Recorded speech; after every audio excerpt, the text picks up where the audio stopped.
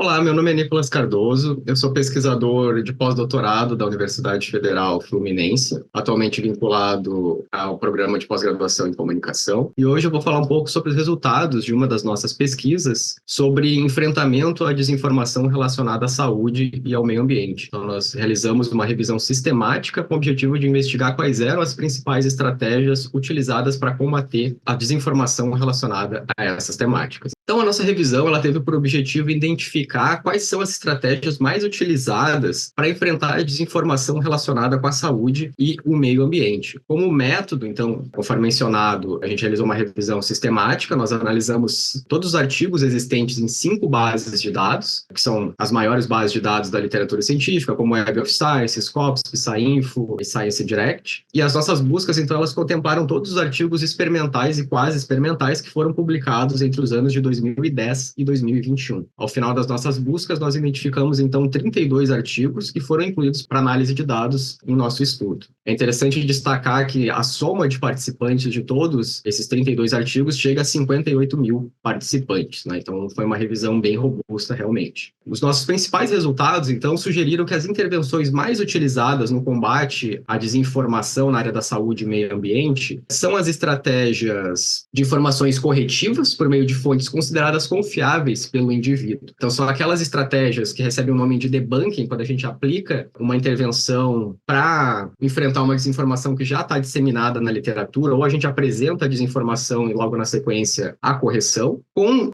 o destaque para essa questão da fonte confiável, né? Então, se parte de um pressuposto que a fonte vai interferir na eficácia dessa intervenção. Então, se é entregue pelo Ministério da Saúde, por médicos, por amigos, familiares, celebridades, etc. Inclusive, os resultados de um dos experimentos que a gente analisou mostra que quando a informação ela é entregue por familiares, ela tende a ser mais eficaz, né, por amigos, familiares, pessoas que o indivíduo confia, é mais eficaz do que quando é entregue por médicos, ou pela mídia, ou até mesmo pelo Ministério da Saúde, fontes do governo. A segunda estratégia mais utilizada, então, foi a exposição a uma notícia falsa e correção, que também é uma estratégia de debunking, só que aí a gente não avalia a fonte, a confiabilidade da fonte, né, indifere. Geralmente é um texto, é um formato de apresentação em branco que não diz, olha, os cientistas dizem que essa informação é falsa por causa disso, disso e disso. É só dito, olha, essa informação é falsa por causa disso, disso e disso, mas sem informar qual é a fonte dessa desinformação. E a terceira estratégia mais utilizada foi a de inoculação, né, que é um tipo de estratégia de pré-banking, que funciona um pouco diferente, é como se fosse uma vacina, né? Você ensina para a pessoa como identificar a desinformação, quais são as principais narrativas que são utilizadas para gerar as notícias falsas, né? Às vezes se usa algum aplicativo de gamificação para treinar esses indivíduos, para que no futuro, então, eles possam identificar novas desinformações que surjam.